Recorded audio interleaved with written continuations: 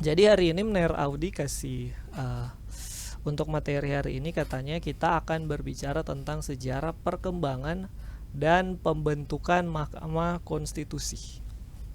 Jadi pembentukan sejarah perkembangan dan pembentukan Mahkamah Konstitusi. Ini harusnya udah pertemuan kedua, ketiga ya. Jadi mungkin untuk pengertian awal ya tentang Mahkamah Konstitusi. Jadi saya yakin di sini kita juga, karena di sebagian di sini ada semester 5 dan semester 7, mungkin sebagian dari kalian atau bahkan seluruhnya itu sudah pernah mendengar tentang istilah ini, tentang istilah Mahkamah Konstitusi, bahwa di dalam sistem ketatanegaraan negara kita itu ada satu lembaga negara yang namanya MK atau Mahkamah Konstitusi. Jadi ada satu lembaga negara nih, negara kita dari sekian lembaga negara ada yang namanya Mahkamah Konstitusi. Ini lembaga ini ada di bawah, kalau di Undang-Undang Dasar itu ada di bab berapa? Bab kekuasaan kehakiman. Di situ kekuasaan kehakiman itu ada 3, ya kan? Ada MA, Mahkamah Agung, ada KY, Komisi Yudisial, dan ada MK atau Mahkamah Konstitusi. Jadi ini Mahkamah Konstitusi ini adalah salah satu lembaga negara yang posisi dan kedudukannya itu ada di, kalau di Undang-Undang Dasar itu berada di kekuasaan kehakiman, di ranahnya kekuasaan kehakiman lah. Tapi mungkin sebelum lebih jauh ya kita akan bicara tentang sejarah nih. Jadi bicara tentang sejarah. Bagaimana sih ceritanya sampai Mahkamah Konstitusi ini, bagaimana sejarahnya, bagaimana ceritanya sampai ini MK ini berdiri. Kalau dari mau secara runtut mungkin terlalu panjang ya. Mungkin kita akan ambil beberapa poin-poin penting aja ya supaya tidak terlalu ribet. Kalau kurang ya karena memang sih keterbatasan ya, kalau di kelas ini kan memang cuma berapa 1,5 jam dan konsentrasi manusia juga sedikit, cuma beberapa puluh menit aja. Jadi saya tidak dapat memberikan gambaran sejarah secara konkret, secara detail, tapi setidaknya mungkin ada beberapa poin yang akan saya mungkin yang bisa saya sampaikan. Jadi bicara tentang pembentukan, tentang sejarah pembentukan Mahkamah Konstitusi itu kita lihat sejarah. Pertama kali mungkin sebelum ke lembaganya, sebelum ke negaranya, ke lembaga negaranya, kita tarik dulu dari istilah judicial review. Dari istilah judicial review. Kapan sih pertama kali judicial review ini mungkin istilah ini mungkin dikenal atau digunakan? Judicial review tahu toh judicial review? Karena kita hari ini tidak bahas sejarah, jadi mungkin sorry ya, bisa di Google aja mungkin kalau belum tahu, atau harusnya ada di pertemuan kemarin. Tapi kalau kena bertabrakan dengan materi mungkin saya akan jelaskan. Intinya judicial review itu kan kalau secara gampangnya aja pengujian undang-undang, supaya kita tidak panjang menjelaskan toh.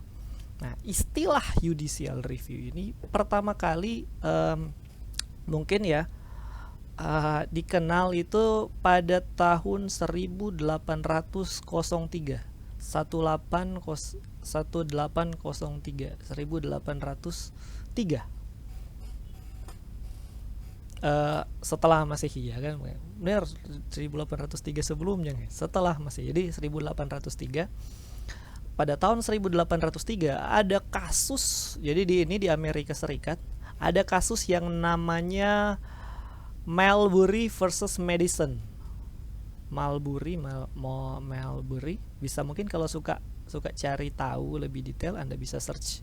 Itu kasusnya sangat terkenal, yaitu Marbury versus Madison, itu tahun 1803. Mungkin singkatnya gini.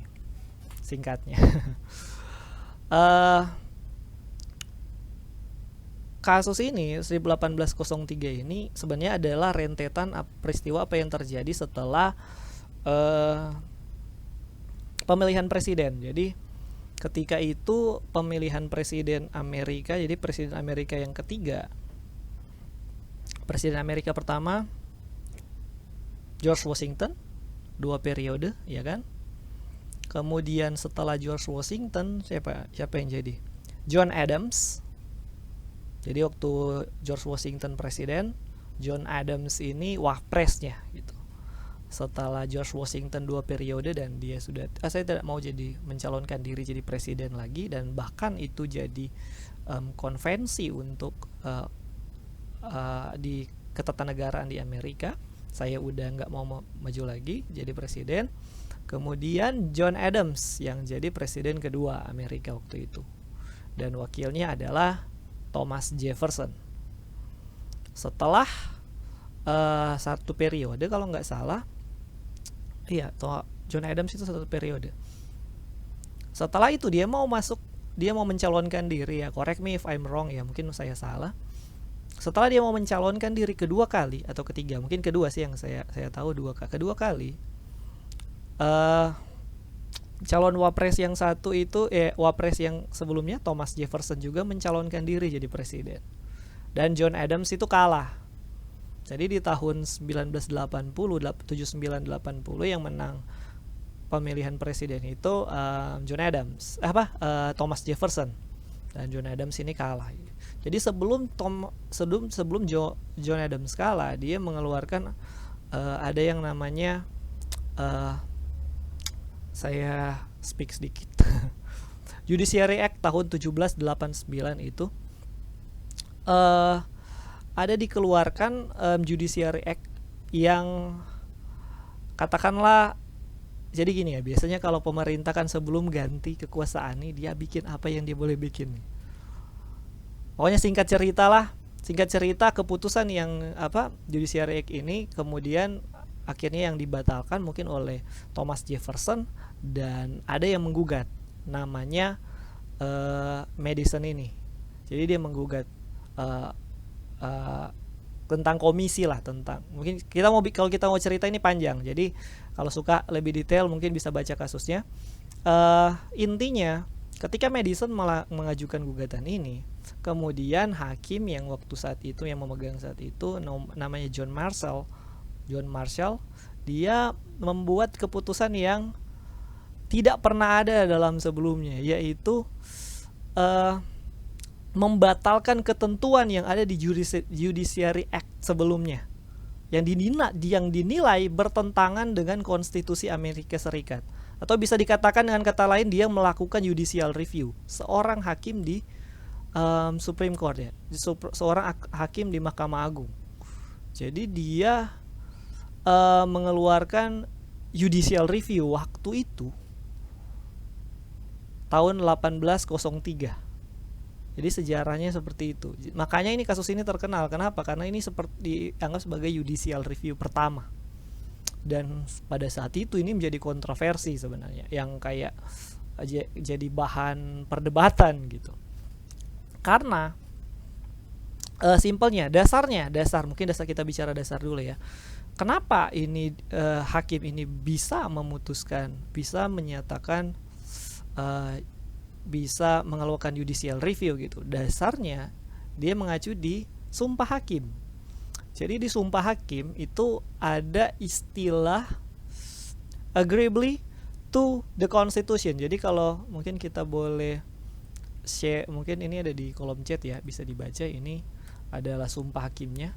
Itu ada istilah taat, ada supaya tidak agreeably to the Constitution. Jadi tidak boleh menyimpang dari konstitusi, dan hal ini dianggap oleh hakim itu, oleh John Marshall ini sebagai alasan kenapa karena undang-undang itu dianggap dia bertentangan dengan konstitusi, makanya keputusan ini diambil.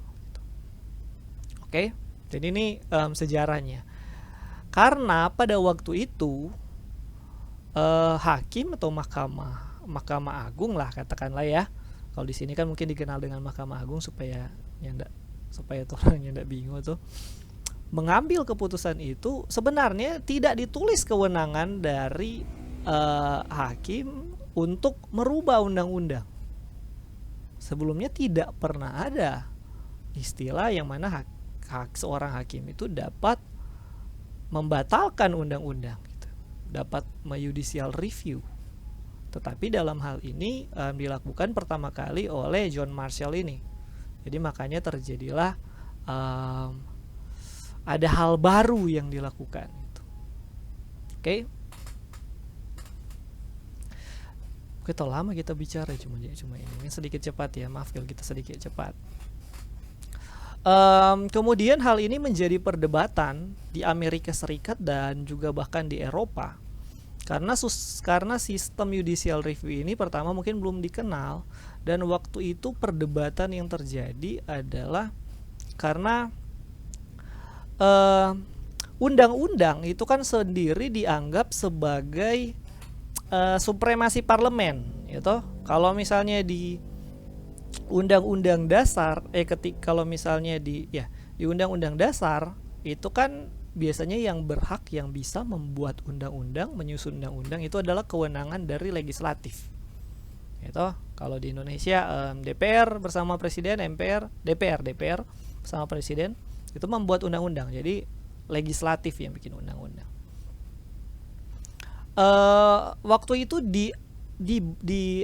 waktu itu judicial review ini jadi sesuatu yang ditentang oleh banyak orang gitu. Karena kok bisa ini hakim membatalkan undang-undang? Bahkan mungkin agak keras bisa dikatakan mungkin ya. Agak kerasnya begini. Hukum adalah manifestasi dari kedaulatan rakyat. Jadi seorang hakim katanya, ini yang bahasa kerasnya, bahwa suatu pengadilan tidak dapat menolak untuk menerapkan suatu undang-undang meskipun bertentangan dengan undang-undang dasar gitu, bertentangan dengan konstitusi. Ini kritiknya ya, kritik terhadap judicial review ini. Ya kan, karena katakanlah ini kan parlemen kan adalah manifestasi dari rakyat. Oke, rakyat yang bikin, berarti katakanlah undang-undang yang keluar karena waktu itu kan zamannya lagi berkembang parlemen ya, parlementer kan waktu tahun 1803 kesana sedikit ketika berita ini terdengar. Itu kan baru selesai revolusi Prancis kan tahun akhir abad 18, itu tahun hampir 1800. Jadi katakanlah supremasi parlemen itu lagi kuat-kuatnya, dan tiba-tiba nih ada nih hakim yang berani-beraninya membatalkan undang-undang gitu. Jadi terjadi perdebatan lah di dalam hal ini, karena katanya hakim nggak bisa, bahkan ketika undang-undang, bahkan hakim tidak bisa untuk menerapkan undang-undang walaupun dinilai bertentangan dengan undang-undang dasar. Jadi menarik ini, pernyataannya menarik nih ya. Jadi judicial review ini pertama waktu dia keluar ini bahkan jadi pertentangan. Gitu. Kan yang bikin undang-undang rakyat nih. Masa nih hakim ini bisa membatalkan di undang-undang, ya kan? Karena dianggapkan parlemen itu manifestasi rakyat. Kalau ditanya mana lebih tinggi, konstitusi atau suara rakyat misalnya,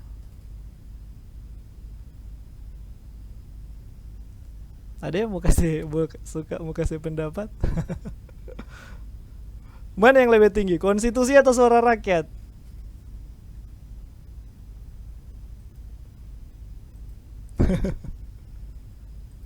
Jadi kan dasar argumennya kan begitu. Ini undang-undang dibuat parlemen loh, dibuat oleh rakyat. Gitu. Undang-undang jadi nih. Terus dibatalkan hakim gitu. Oh, bertentangan dengan konstitusi. Nah, jadi mana nih yang lebih tinggi? Suara rakyat atau apa tadi kita bilang? Konstitusi. Rame itu. Ada yang mau kasih pendapat? Izin memberikan pendapat, Mer. Ya, Nelson. Eh, Kalau dalam kita lihat dalam peraturan perundang-undangan, Mm-mm. memang lebih tinggi konstitusi. Hmm. Namun secara logika berpikir, pasal 1 ayat 2 itu dalam Undang-Undang Dasar kedaulatan tertinggi itu adalah pada rakyat. Iya. Jadi menurut saya, kalau dari saya pribadi, tetap yang paling tinggi itu adalah konstitusi negara. Oh. Namun konstitusi negara bisa dibatalkan dengan suara rakyat. Presiden saja bisa diturunkan. Oh iya. Itu, Mer. Kalau dari saya. Terima kasih, Mer. Oh, oke. Bagus sekali ini pendapat Nelson. Boleh, terus mana yang lebih tinggi? Konstitusi atau suara rakyat? Berarti suara rakyat dong ini ya. Kalau kita dengar tadi atau salah kita? Kalau dari saya, Mer, tetap Hah? lebih tinggi itu konstitusi. Oh, Karena konstitusi itu juga berasal dari apa yang disampaikan oleh masyarakat, disampaikan ke aspirasi kepada parlemen, kemudian dibuat dalam suatu undang-undang, dimuat dalam suatu undang-undang. Jadi menurut saya yang lebih tinggi itu adalah tetap tetap konstitusi. oke. Namun boleh dilengsarkan dengan suara rakyat. Iya. Saya juga kita di sini juga nggak mau bahas bahwa kita tidak bicara tentang apa suara rakyat yang sebenarnya apa lemah gitu ya. Next, ada yang bisa memberi pendapat lain? Kalau mungkin ada yang bisa memberi pendapat? Mungkin saya izin masuk, Ner. Iya, silakan Satya. Kalau dari saya pribadi mungkin sepaham juga dengan Nelson, cuma penjelasannya Hmm? kalau menurut saya kan sudah jelas, Ner. Kita lihat dari tujuan konstitusi kan, Ner. Iya. Di mana tujuan konstitusi sendiri itu sependek pengetahuan saya tuh memberi pembatasan sama pengawasan terhadap suatu kekuasaan politik, Ner. Iya. Di mana adanya pembatasan dan pengawasan tersebut berguna untuk melindungi hak-hak rakyat serta peraturan-peraturan yang ada, Ner. Oke. Jadi berkaitan dengan Nelson, walaupun dapat dibatalkan demi rakyat, namun harus dilihat dulu, Ner, apakah yang rakyat usulkan itu sesuai atau tidak, Ner, dengan apa yang telah dikatakan dalam konstitusi, Ner. Mungkin Oke. kalau menurut saya itu, Ner. Terima kasih. Sip. Terima kasih Satya. Ada lagi yang mau kasih pendapat sebelum saya lanjut?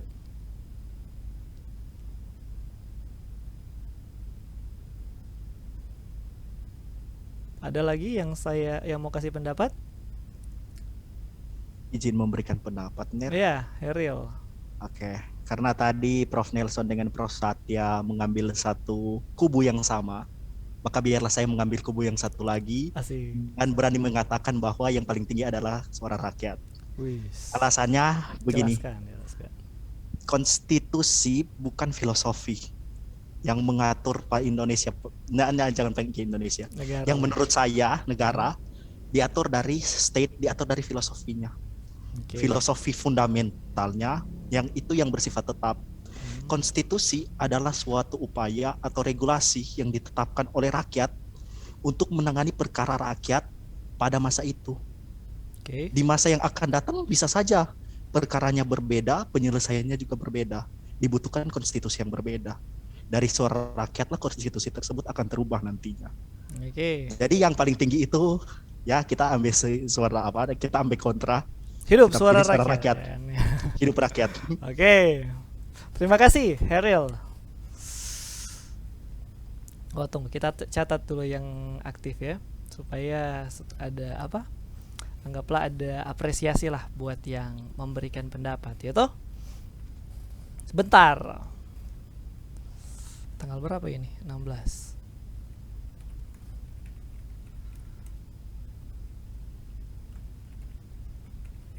Jadi hari ini ada Satya,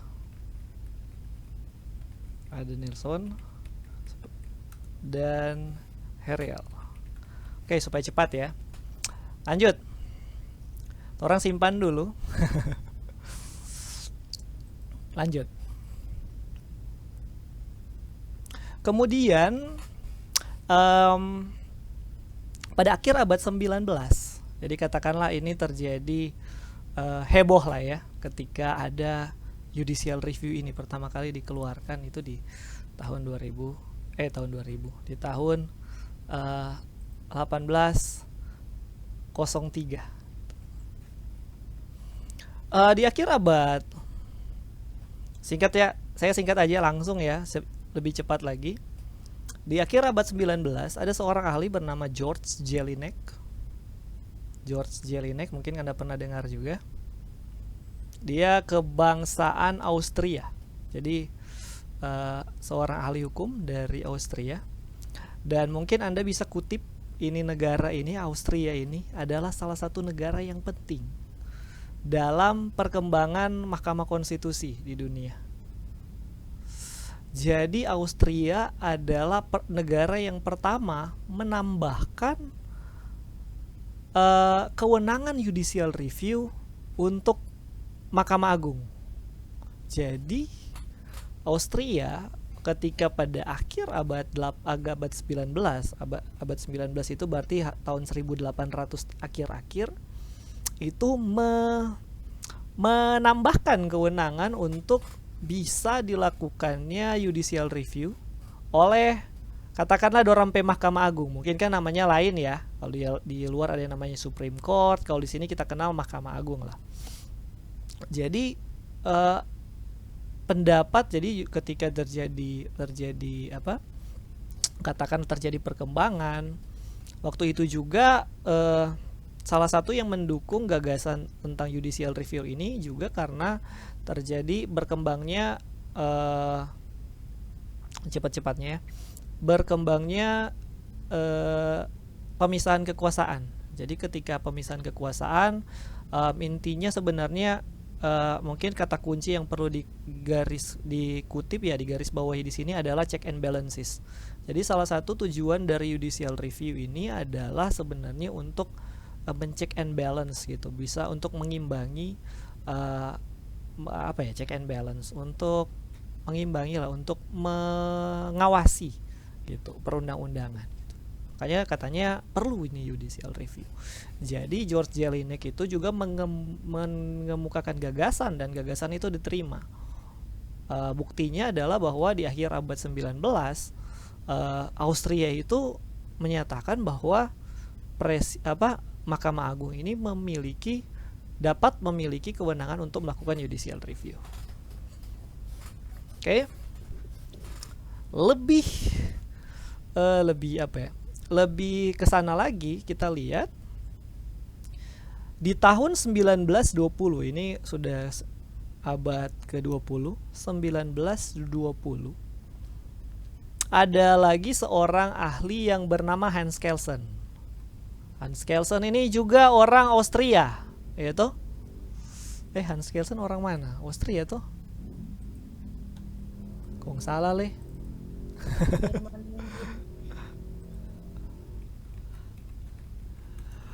Hans Kelsen. Iya, Austrian. Jadi Hans Kelsen ini dia mengemukakan pendapat kalau sebelumnya Mahkamah Agung memiliki kewenangan untuk melakukan judicial review. Perkembangannya adalah diperlukan satu lembaga tersendiri, diperlukan satu lembaga khusus yang mana tugas dan kewenangannya itu adalah melakukan judicial review. Salah satu tugas utama, walaupun kewenangan Mahkamah Agung juga kalau mungkin kita belajar bukan cuman judicial review ya toh. Nanti mungkin kewenangannya kita akan pelajari nanti juga. Tapi ini kan kita cuma belajar sejarah. Jadi menurut Hans Kelsen ini bahwa diperlukan ada satu lembaga tersendiri untuk melakukan judicial review, dan hal itu dikabulkan oleh diterima masukan itu, dan akhirnya pada tahun 1920 berdirilah Mahkamah Agung pertama di Austria. Oke? Jadi pertama kali itu tahun 1920 di Austria untuk Mahkamah Agung, Mahkamah Konstitusi ya. Mahkamah Konstitusi. Jadi pertama gitu. Dan Indonesia adalah negara yang ke-78 kalau tidak salah. Indonesia adalah negara ke-78 yang membentuk Mahkamah Konstitusi di negaranya. Jadi sebenarnya Mahkamah Konstitusi ini adalah termasuk perkembangan ketatanegaraan modern. Karena baru dikenal katakanlah 100 tahun terakhir. Ini kan tahun 2021 dan Mahkamah Agung pertama itu dibentuk itu baru 100 tahun lalu. Jadi ini adalah lembaga yang baru gitu di sistem ketatanegaraan dunia. Mungkin bahkan belum semua negara itu udah punya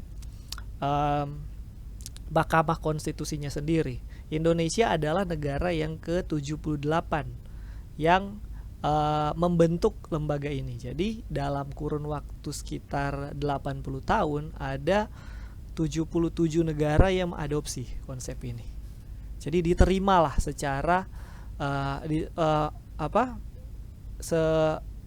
diterima oleh banyak negara gagasan dan konsep perlu adanya Mahkamah Konstitusi untuk katakanlah tugas utamanya. Mungkin kita cuma bilang selain judicial review kan Mahkamah Konstitusi itu ada tugas-tugas dan kewenangan lain. Salah satu tugas dan fungsi Mahkamah Konstitusi adalah tugas utama ya adalah melakukan judicial review. Oke? Karena ini kan hukum tata negara ya. Kalau bicara hukum tata negara, kita bicara tentang organisasi kekuasaan. Kita bicara tentang organisasi negara. Ketika organisasi negara tentunya membahas kewenangan-kewenangan apa, lembaga-lembaga negara apa yang ada dalam satu negara. Jadi kekuasaannya apa, bagaimana pembagian kekuasaannya, apa kewenangannya, dan bagaimana cara mengisi jabatan-jabatan tersebut ya gitu. Jadi tahun 1920 pertama kali jadi dari pendapatnya Hans Kelsen itu diterima dan pertama kali Mahkamah Konstitusi itu berdiri. Oke. Mengapa ini lembaga Mengapa ini Mahkamah Konstitusi perlu ada? Kira-kira mungkin berkaitan sedikit dengan pendapat tadi tentang suara rakyat dan konstitusi. Ada yang suka mau kasih pendapat? Kita sok kasih clue sedikit. Ada kaitan dengan yang tadi ini. Izin memberikan pendapat ya. Nelson. Melihat selidik tadi yang Ner sudah sampaikan clue. Iya, tadi kan kayak ada clue nih, ada hint sedikit. Sebenarnya Mahkamah Konstitusi ini kalau dari pandangan saya itu kita belajar dari adagium hukum mengatakan vox Dei vox populi. Itu dipakai adagium itu dulu dipakai oleh para aktivis pada zaman 98 untuk menggulirkan kekuasaan yang otoriter. Yeah. Kemudian berlanjut pada masanya Gus Dur. Dilengsarkan tanpa ada aturan atau ada putusan. Makanya menurut saya dari historical itu maka negara berniatlah membentuk Mahkamah Konstitusi selain mengatur judicial review juga mengenai tentang pemilihan umum. Mungkin itu saja sebenarnya pandangan dari saya. Oke. Gus Dur kapan Kang? Gus Dur lengser ya, saya lupa. 2003 waktu itu belum ada MK soalnya. Dia di-impeach langsung dari MPR soalnya. Seingat saya. Boleh baca-baca ini, keren soalnya, menarik itu cerita itu. Jadi waktu itu Gus Dur kasih keluar dekret membubarkan MPR impeach Gus Dur. Jadi saling menyerang waktu itu dan ya itulah. Kalau sekarang kan prosedur impeachment presiden itu kan berbeda dengan waktu pada masa sebelum reformasi, di mana sebelum ada Mahkamah Konstitusi, di mana prosedurnya sekarang itu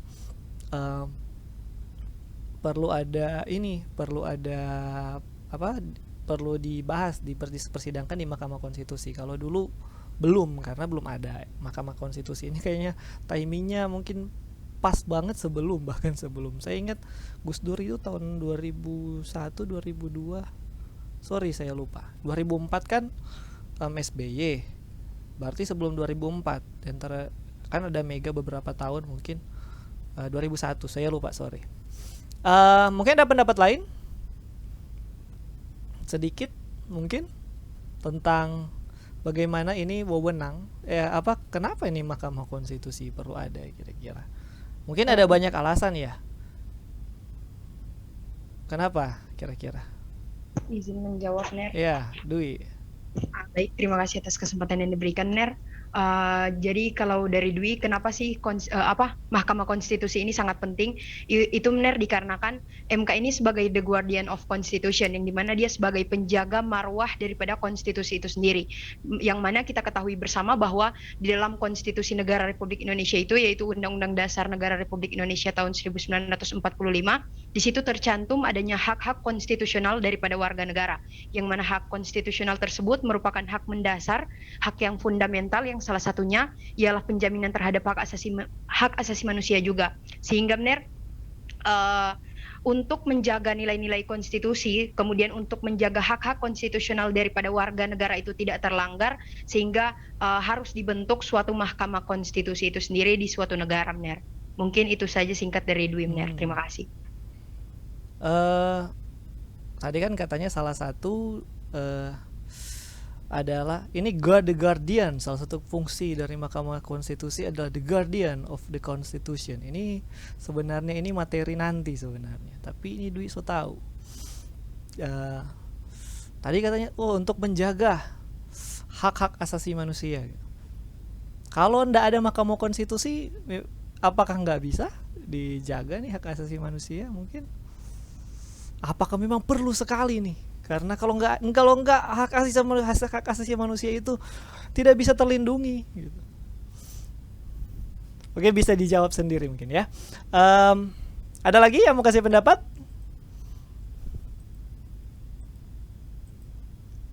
Benar, ini bekas aja, ini kita ditanya balik. Ada lagi? Oke, next ya. Mungkin sebenarnya ada banyak ya. Mungkin ada banyak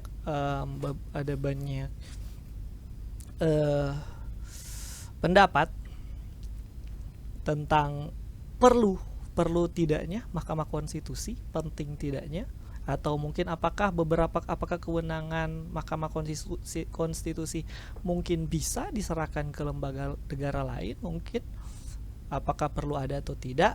Mungkin Anda sendiri yang bisa menyimpulkan sendiri, ya kan? Karena saya nggak bisa bilang ini salah, negara mesti ada Mahkamah Konstitusi atau tidak. Mungkin di sisi lain saya mungkin melihat beberapa ya, mungkin yang bisa dibahas karena ini waktu juga. Kita kan bicara sejarah, kita belum masuk di sejarah MK di Indonesia, ini masih global dan ini waktu semua 2:30. Mungkin yang lain sudah bosan. Salah satu kenapa Mahkamah Konstitusi ini perlu ada, dan yang saya hint tadi, yang saya sempat saya sempat singgung mungkin tadi, adalah bahwa Mahkamah Konstitusi ini ada sebagai dibuat untuk mengatasi salah satu kelemahan demokrasi tradisional.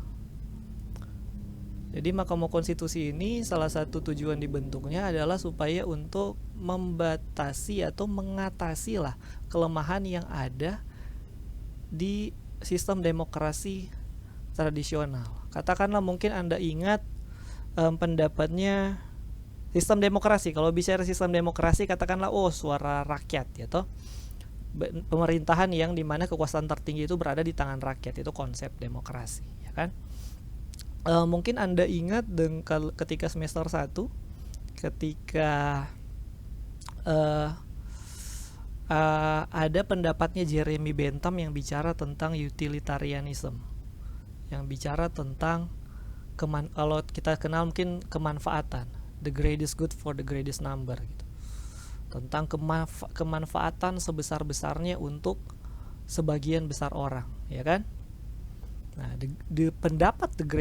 pendapat utilitarianism ini juga sebenarnya kalau bilang that's a good point gitu. Itu pendapat yang baik gitu. Dan diterapkan oleh negara-negara setelahnya gitu. Pendapat utilitarianism. Tapi salah satu kritik terhadap utilitarianism adalah Ada yang ingat salah satu kritik, mungkin ada kritiknya kan utilitarianism dari Jeremy Bentham, kemudian ke John Austin, ke Stuart Mill, ke John Stuart Mill. Kemudian ada beberapa kritik, mungkin kalau saya tidak salah dari John Austin, yang mengatakan bahwa utilitarianism ini harus diimbangi dengan yang dibilang tadi, hak asasi manusia. Kenapa? Kalau enggak, the greatest good for the greatest number ini adalah hal yang akan merugikan minoritas. Jadi ketika demokrasi yang katakanlah suara terbanyak gitu, jangan sampai demokrasi ini, jangan sampai suara rakyat yang katakanlah suara rakyat itu adalah mungkin kalau kita mau tafsirkan adalah suara terbanyak, ya kan? Ketika ada suara terbanyak ini jangan sampai merugikan minoritas, ya toh? Makanya perlu ada check and balance. Ketika undang-undang, katakanlah ketika undang-undang adalah apa yang dibuat oleh let's say parlemen, katakanlah mereka yang ada di parlemen gitu. Tapi biasanya ada yang muncul adalah jangan sampai, bukan biasanya, tapi yang diantisipasi adalah jangan sampai merugikan hak-hak minoritas. Kalau misalnya orang banyak nih yang menang nih kan, suara rakyat yang banyak nih yang jadi. Bagaimana dengan hak-hak minoritas? Makanya ini salah satu perlu ada balancing di sini. Mahkamah Konstitusi, undang-undang yang dibuat oleh parlemen, dibuat oleh katakanlah mayoritas ini, itu bisa juga di counter dengan oleh minoritas, bisa juga di judicial review oleh bahkan minoritas sekalipun. Kenapa? Untuk menjaga jangan sampai dia bertentangan dengan konstitusi ini, ya kan? Jadi let's say katakanlah supaya untuk menjaga agar supaya suara rakyat ini, suara mayoritas ini tidak merugikan yang minoritas, adalah salah satu fungsi check and balance yang dimiliki oleh Mahkamah Agung. Mungkin ini salah satu aja, ya kan? Jadi makanya ketika tadi ada pendapat awal yang menentang bahwa judicial review, bahwa wah ini kan suara rakyat nih, ini kan apa yang dibuat undang-undang ini kan supremasi parlemen, ini nggak bisa salah, ini suara rakyat. Tapi jika ternyata suara rakyat yang katakanlah suara mayoritas itu merugikan orang, melanggar konstitusi atau mungkin bertentangan dengan HAM seperti yang dibilang Dwi tadi. HAM itu kan ada di Mahkamah Konstitusi nih.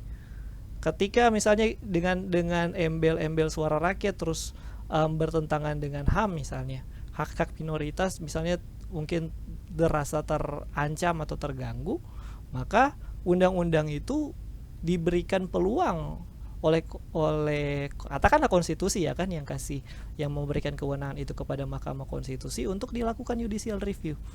Makanya ketika ada undang-undang yang katakanlah sekarang nih DPR kasih keluar undang-undang yang menurut Anda bertentangan dengan konstitusi, Anda bisa menggugatnya di Mahkamah Konstitusi. Itu diberikan ruang.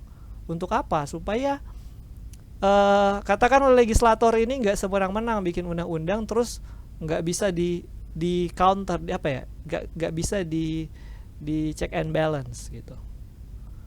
Oke? Jadi intinya sih untuk Mahkamah Konstitusi tujuannya itu ada di check and balances. Mungkin karena kita bicara Mahkamah Konstitusi hari ini, sebenarnya kita cuma bicara sejarah, mungkin terlalu panjang kalau kita semua bercerita sampai lebih jauh. Mungkin itu aja ya. Setidaknya itu salah satu alasan kenapa konstitusi ini, Mahkamah Konstitusi itu ada, karena sekaligus dia mengisi kelemahan yang ada di sistem demokrasi yang tradisional gitu. Kemudian katakanlah ya, mungkin satu lagi ya, saya tambahkan aja satu lagi. Salah satu kewenangan Mahkamah Konstitusi yang berkembang adalah kewenangannya untuk memutus sengketa kewenangan lembaga negara, ya toh, mungkin ada yang ingat, memutus sengketa kewenangan lembaga negara, ya kan? Itu juga kan di sisi lain sebagai check and balance di antara lembaga-lembaga negara, karena dalam sekarang lembaga negara di seluruh dunia, bukan cuma di Indonesia, itu sudah berkembang lebih dari teori klasik, lebih dari sekedar eksekutif, legislatif, dan yudikatifnya Montesquieu. Itu udah berkembang lebih jauh. udah katakanlah Indonesia udah punya 8-9 lembaga negara yang punya kewenangan yang berbeda-beda, dan lembaga negara kekuasaan yang dibagi ini tentu saja terkadang itu mengakibatkan sengketa, dan Mahkamah Konstitusi ini juga ada sebagai untuk mengatasi untuk masalah-masalah yang timbul dari sengketa antar lembaga negara. Mungkin itu aja. Kalau kita mau lebih panjang, ini hari kan cuma bicara sejarah ya. Next, pembentukan Mahkamah Konstitusi di Indonesia. Jadi sejarahnya di Indonesia ini gimana nih? Oke, jadi tadi kan dari tahun 1803, terus dari Thomas Jelinek sampai pertama kali Mahkamah Konstitusi itu dibuat tahun 1920 yang digagas oleh Hans Kelsen. Dan sekarang Indonesia gimana nih? Mahkamah Konstitusi Indonesia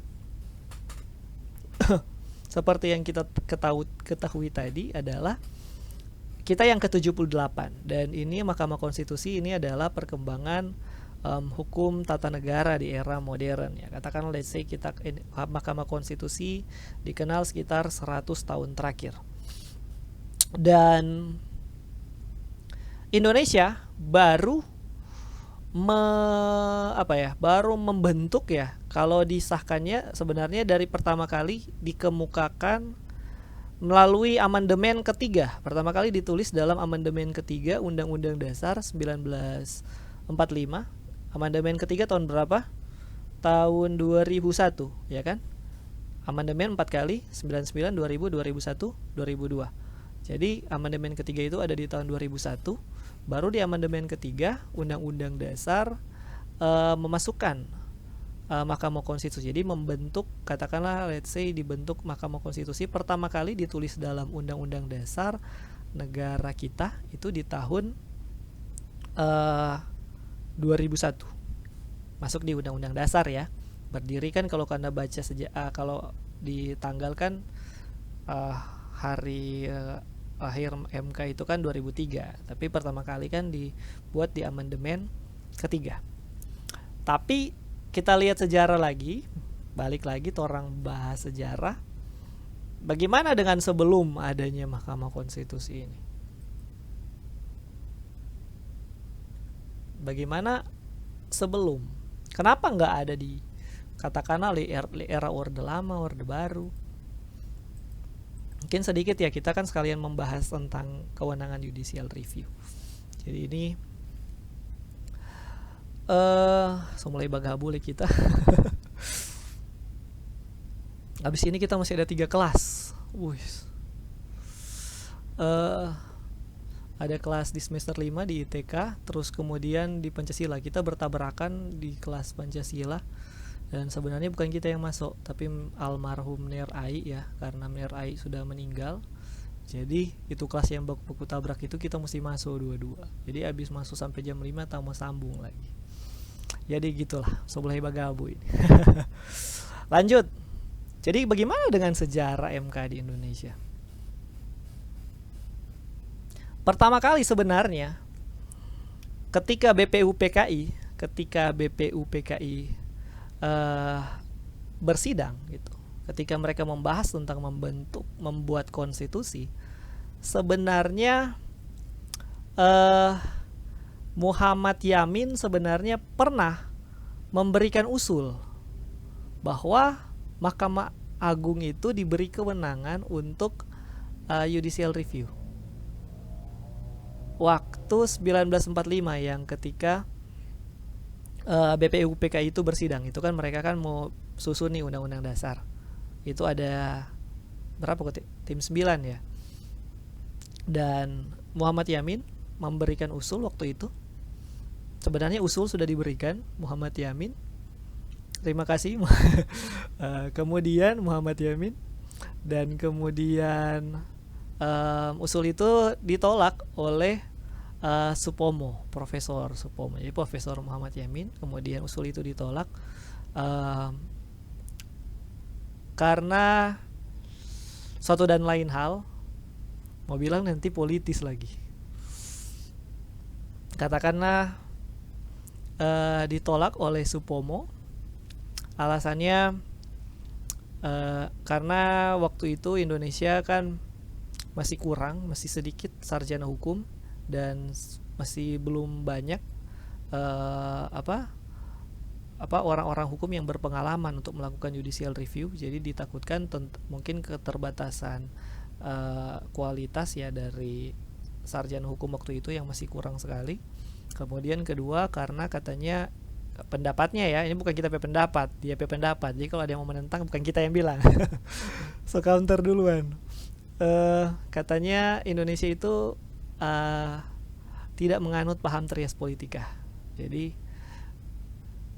itu pendapat Supomo. Jadi dan yang kedua tadi bahwa infrastruktur kita masih belum menunjang untuk adanya judicial review, mungkin dinilai dari saat itu.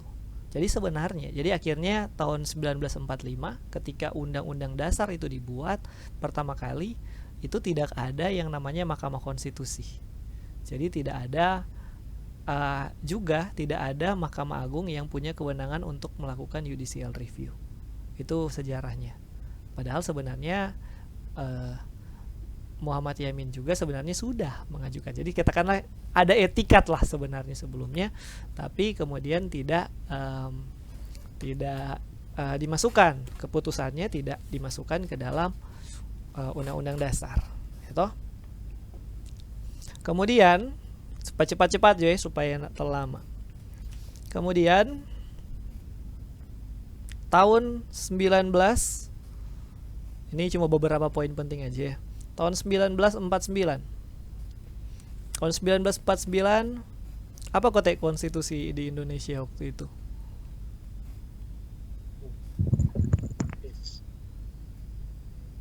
Muhammad sama suara Muhammad, come on. Republik Indonesia Serikat, Ner. Iya. 1 juta poin Muhammad. Jadi waktu tahun 1949 sampai 1950 konstitusi kita adalah konstitusi RIS. Singkatannya RIS, yang kita tahu Republik Indonesia Serikat. Negara kita ini pernah jadi negara federal loh. Walaupun cuma 1 tahun, enggak sampai leh. Tapi pernah jadi negara federal. Itu kan kalau belajar konstitusi kan di sejarah 1945. Terus ada konstitusi RIS, kemudian dari tahun 50 sampai 59 ada UUDS, Undang-Undang Dasar Sementara, kemudian balik lagi Undang-Undang Dasar 45 dari dekret presiden itu, terus sampai Orde Baru amandemen. Tapi di tahun 1949 mungkin ada hal yang menarik juga dalam konstitusi RIS itu adalah adanya kewenangan untuk diberikan kewenangan kepada Mahkamah Agung untuk melakukan judicial review. Itu mungkin ada sejarah yang menarik di situ.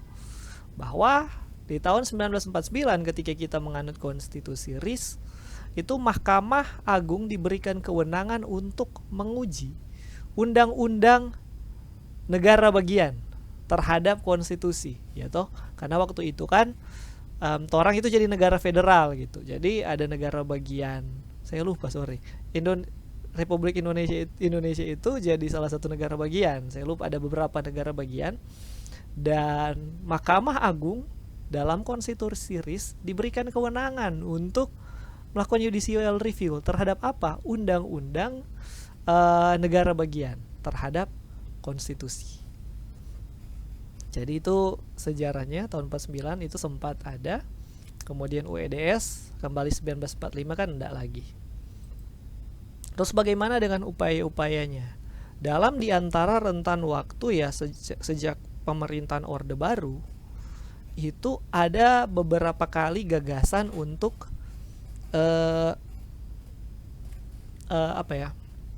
untuk memasukkan judicial review itu. Jadi bisa dilakukan oleh judicial review. Jadi bagaimana secara waktu sebelum Mahkamah Konstitusi ada itu di era Orde Baru itu sebenarnya ada masuk gagasan untuk judicial review itu uji materi undang-undang dasar itu dimasukkan ke dalam kewenangan MA, tetapi ditolak.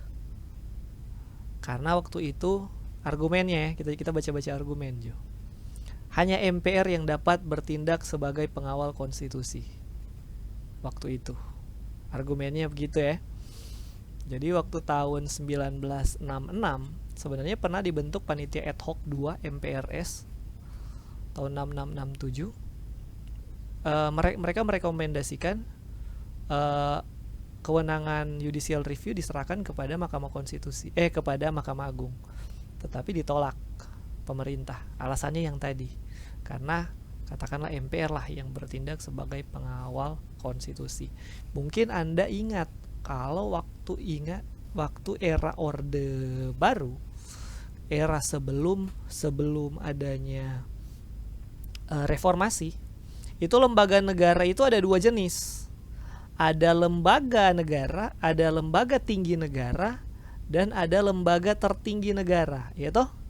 Ada lembaga negara, ada lembaga tinggi negara, ada lembaga tertinggi negara. Lembaga tinggi negara itu ada presiden, ada DPR, ada MA, ada yang namanya DPA atau Dewan Pertimbangan Agung. Kalau sekarang itu sudah tidak ada. Kalau Anda sisa-sisanya Anda bisa baca di Undang-Undang Dasar itu ada bab yang dihapus. Bab berapa ya? Bab 4 ya, bab 3, bab 4, bab 4. Kita lupa, sorry, lihat Undang-Undang Dasar, ada bab dihapus, itu bab tentang DPA. Dulu ada lembaga tinggi negara namanya DPA, Dewan Pertimbangan Agung. Dan ada satu lembaga negara yang statusnya lebih tinggi dari lembaga negara lain, yang itu namanya MPR. Jadi lembaga tertinggi. Jadi waktu itu waktu tahun 66 itu statementnya ada, pernyataannya statementnya adalah bahwa hanya MPR lah yang dapat bertindak sebagai pengawal konstitusi gitu. Jadi masa ini judicial review itu diserahkan kepada MA gitu. Itu argumentasinya. Jadi kalau yang kita kenalkan sebelum adanya Mahkamah Konstitusi, lembaga negara yang berwenang untuk mengadili untuk melakukan judicial review itu ada di MPR. Oke?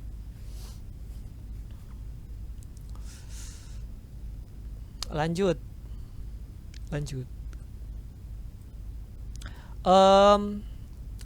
Kemudian di tahun 70 juga, ini cuma beberapa poin-poin penting ya.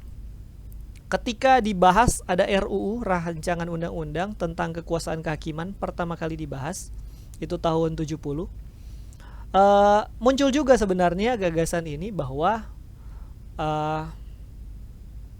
muncul juga gagasan undang-undang itu bisa di judicial review oleh Mahkamah Agung, tetapi ditolak lagi. Jadi percobaan kedua ditolak lagi, tetapi di tahun itu ada sebenarnya ada diberikan kebebasan bisa, tetapi ada syaratnya. Tapi syaratnya ini syarat mustahil. Harus itu undang-undang yang di judicial review itu harus diperiksa di dalam tahap kasasi. Jadi syaratnya agak susah untuk dilaksanakan gitu.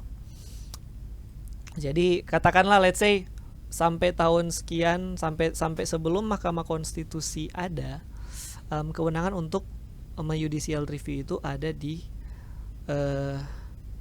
MPR. Cuman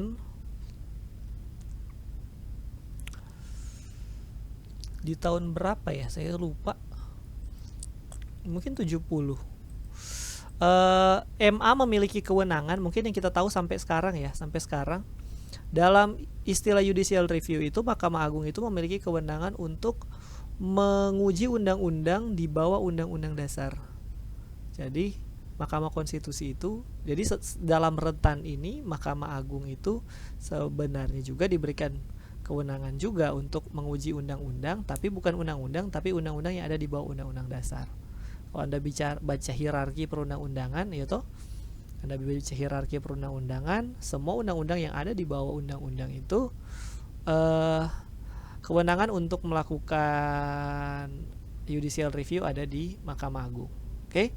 Supaya tidak salah kompetensi itu. Supaya tidak salah kompetensi absolut. Oke, jadi setelah panjang orang bicara, momentum untuk adanya Mahkamah Konstitusi ini pertama kali akhirnya dibentuk Mahkamah Konstitusi itu momentumnya adalah pasca reformasi.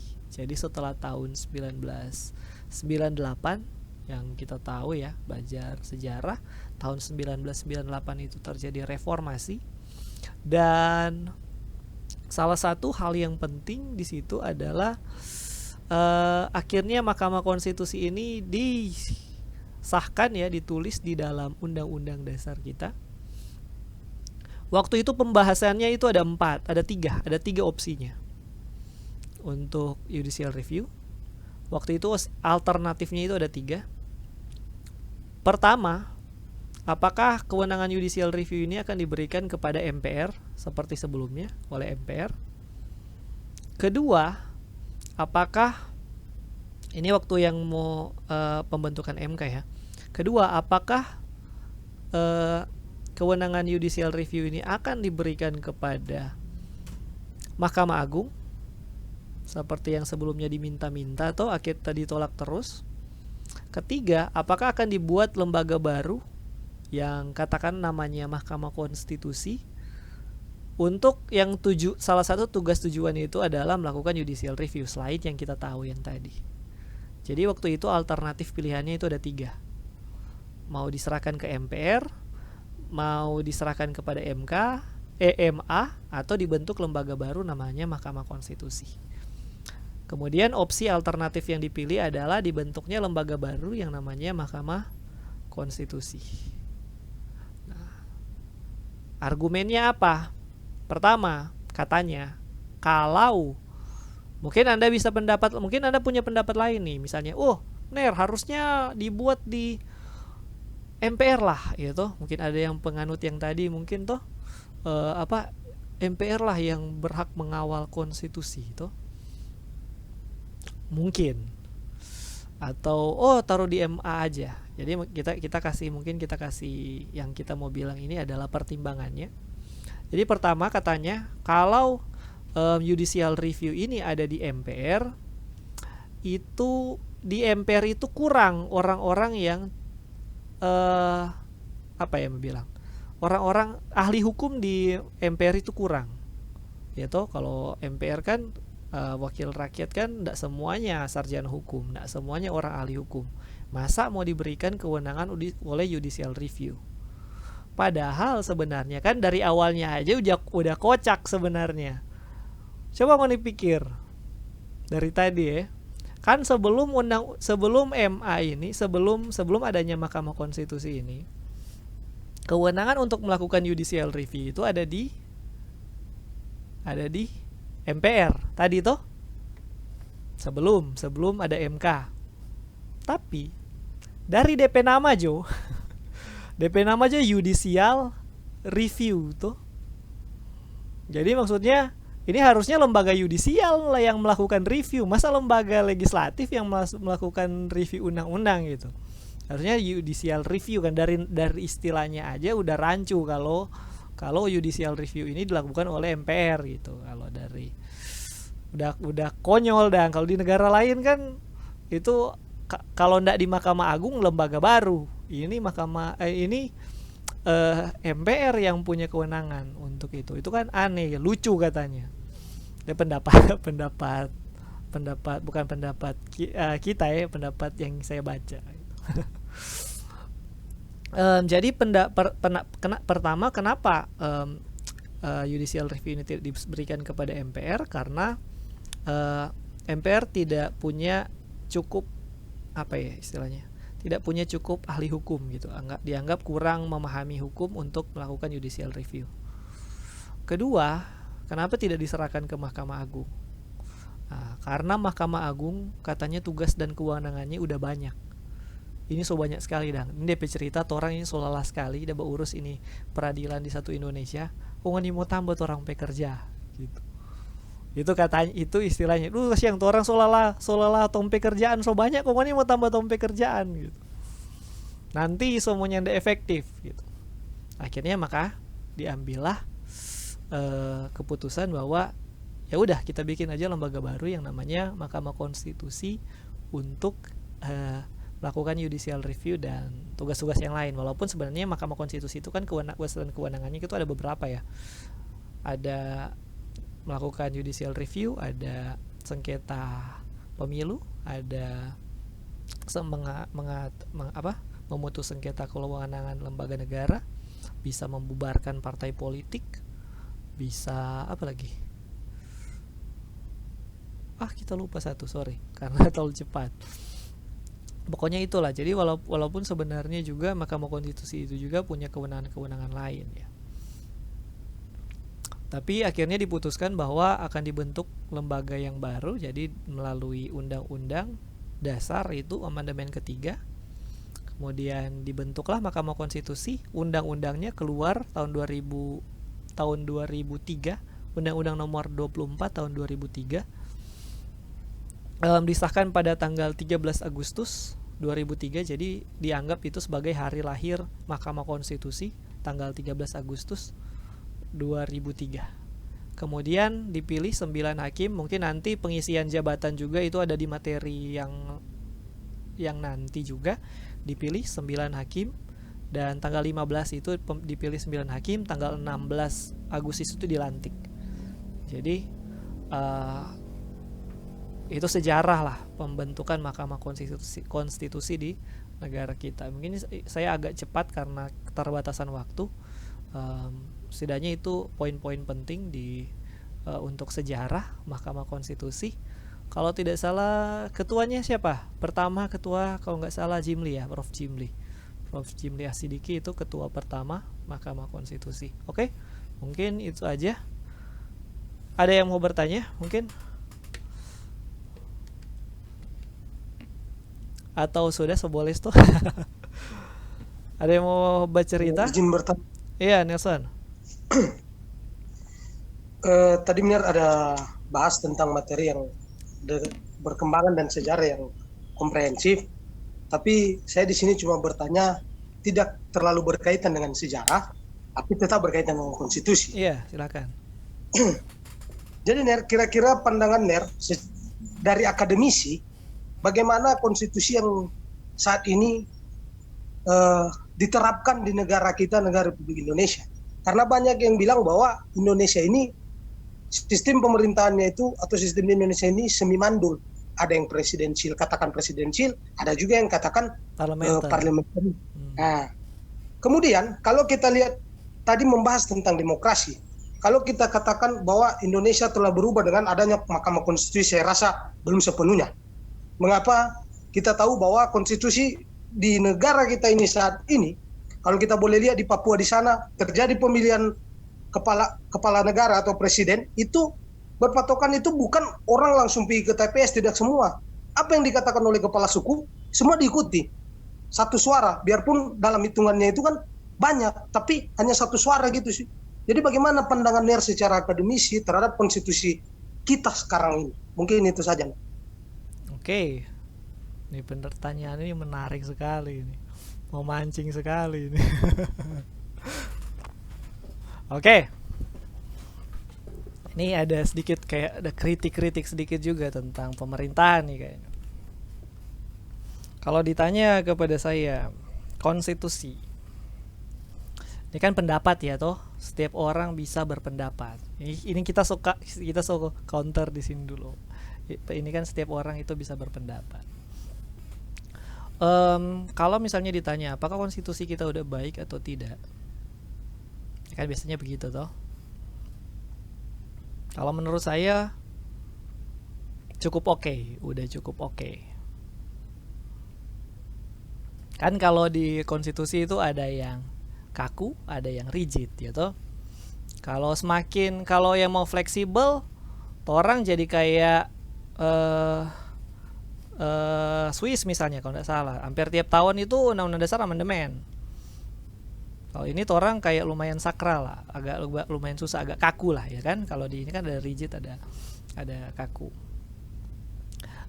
Kalau dari sisi undang-undang ini sih saya oke sebenarnya, nggak ada masalah ya. Tapi tadi yang disampaikan Nelson itu dia lebih ke sisi penerapan sebenarnya, yang mau di apa, yang mau diangkat gitu, tentang bagaimana sih penerapan konstitusi di negara kita. Apakah sudah baik atau kurang baik gitu.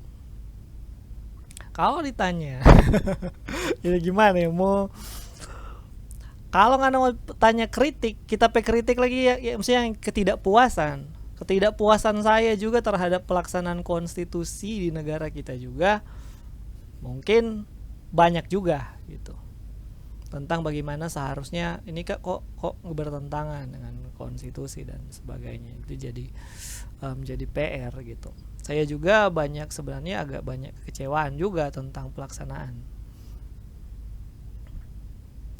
Boleh mau frontal ini bahasa.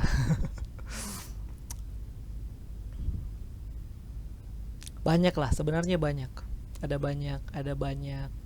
banyak juga kekurangan. Tapi walaupun saya juga tidak bisa memungkiri bahwa negara kita itu bukan buruk juga sebenarnya dalam pelaksanaannya. Enggak. Karena kalau kita mau bilang ini negara gagal juga untuk melaksanakan konstitusi juga, tidak seperti itu. Tetapi kalau bicara bicara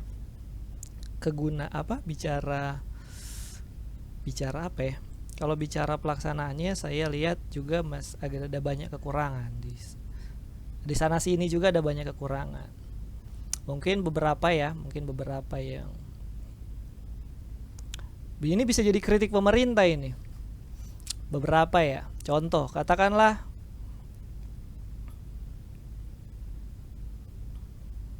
misalnya undang-undang MK lah.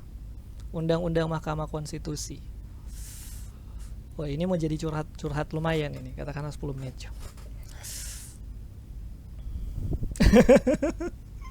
Ya kan pertanyaan memancing.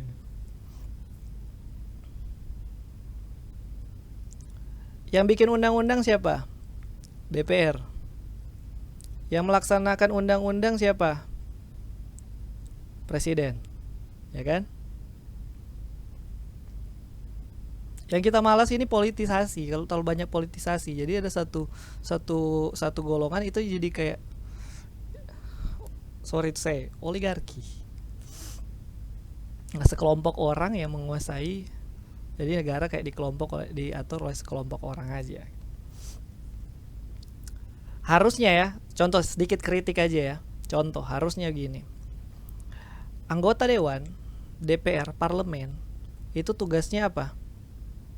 DPR tugasnya apa? Ini kita ada kasih kode ini. DPR tugas apa? Budgeting? Apa? Oh, Nelson tahu. Nelson coba bersuara. Kita sengaja simpang tuh satu soalnya. Budgeting, kemudian membuat undang-undang, kemudian pengawasan. Iya. Budgeting, legislasi, dan pengawasan, ya toh? Itu orang punya kewenangan di lembaga negara. Ini sedikit kritik ya. Siapa tahu di antara ngoni ada yang nanti jadi anggota dewan, mungkin boleh ingat. Salah satu kewenangan parlemen harusnya adalah pengawasan. Iya kan? Rakyat sebenarnya tidak peduli dengan nih pemerintah mau backing apa. Makanya orang pilih itu anggota dewan. Ya toh? Makanya orang pilih anggota legislatif. Karena rakyatnya mah sebenarnya orang nggak mau tuh demo tuh apa, itu cuma mau suka kerja biasa normal, lakukan orang aktivitas gitu. Toh, makanya orang pilih orang wakil untuk ditaruh di dewan gitu. Tingkat 1, tingkat 2, tingkat di pusat. ditaruhlah nih anggota legislatif, ya kan? Tujuannya apa? Salah satu lah ya kita bilang yang tadi, mengawasi pemerintah, gitu. Orang petugasnya mau mengawasi pemerintah. Tetapi kenyataannya ini kan kita bicarakan bagaimana penerapan, kan tadi ditanya Nelson bagaimana penerapan dari konstitusi, apakah udah jalan betul atau enggak. Tapi yang terjadi di negara ini adalah apakah dewan itu punya kewenangan untuk mengawasi untuk sekarang? Mayoritas suara dewan itu dikuasai oleh pihak pro pemerintah, bukan oposisi, ya kan? Bahkan oposisinya itu sangat kecil, cuma satu fraksi loh. Dari berapa? 8 fraksi ya. Itu pun cuma kecil sekali, cuma PKS kalau kita tidak salah. Sisanya itu adalah koalisi pemerintah. Dan dalam hal ini kan sebenarnya aneh nih. Orang pilih pada orang untuk mengawasi pemerintah nih. Ya tuh. Maksudnya mau mengawasi ini mau jalan bagus nih pemerintahan atau enggak, ngoni duduk di situ ngoni mau awasi. Masa DP pengawas yang mau mengawasi itu satu golongan, satu partai, satu tim dengan yang mau diawasi ini. Kan yang di presiden kan ketika dia jadi, dia pemerintahan, ketika dia jadi apa yang dia bikin? Kan waktu bagi-bagi kursi menteri itu kan jatah-jatah partai ya tuh. Kenapa itu ada anggota-anggota parpol yang masuk di parlemen?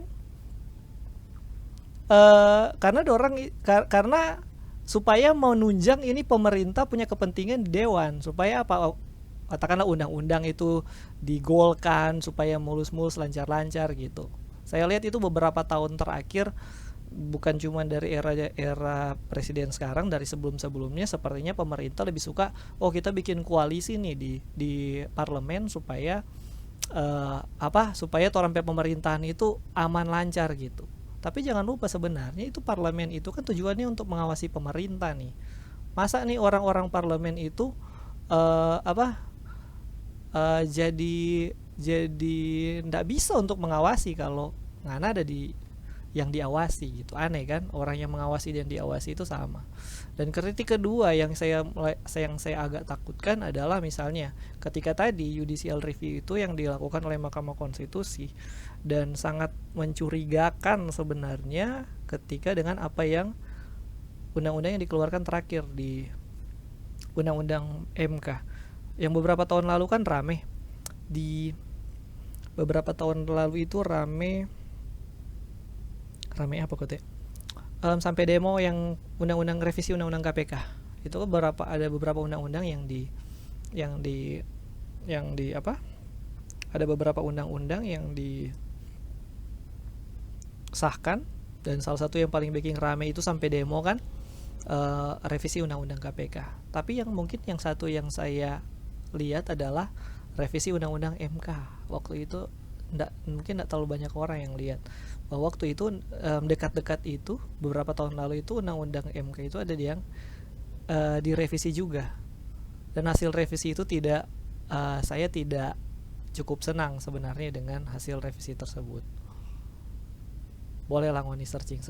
Yang saya takutkan adalah jangan-jangan, semoga salah ya, jangan-jangan ini pemerintah juga bisa mengintervensi sampai di MK. Itu yang saya takutkan. Jadi maksudnya ketika suatu undang-undang itu mau di judicial review itu bisa dipatahkan di MK itu cuman karena ya orang-orang MK juga itu let's say pro pemerintah. Sorry, mungkin tidak ya. Tapi saya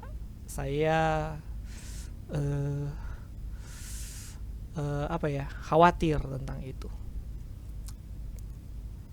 Kekhawatiran saya dasarnya apa? Lihat aja DP revisi. Oke, mungkin itu aja ya. Kita takut lagi bicara terlalu banyak karena kita kan harusnya netral ya. Katanya Nelson sebagai akademisi gitu. Tapi dia minta pendapat tentang bagaimana. Kalau menurut kita sih sebenarnya untuk undang-undang dasarnya oke aja. Tapi untuk pelaksanaannya, walaupun saya tidak bilang ini buruk sekali, tetapi tetap ada kekurangan-kekurangan yang menurut saya perlu ada perbaikan gitu di segi untuk pelaksanaan. Mungkin sedikit yang saya kasih contoh yang tadi yang saya bilang, harusnya katakanlah contoh mungkin sedikit kritik yang tadi ya, dewan itu harus lebih kritis terhadap pemerintah. Kenapa? Karena kita pilih pada orang itu mau mengawasi, bukan mau jojing dengan pemerintah gitu. Itu kita punya sedikit masukan lah.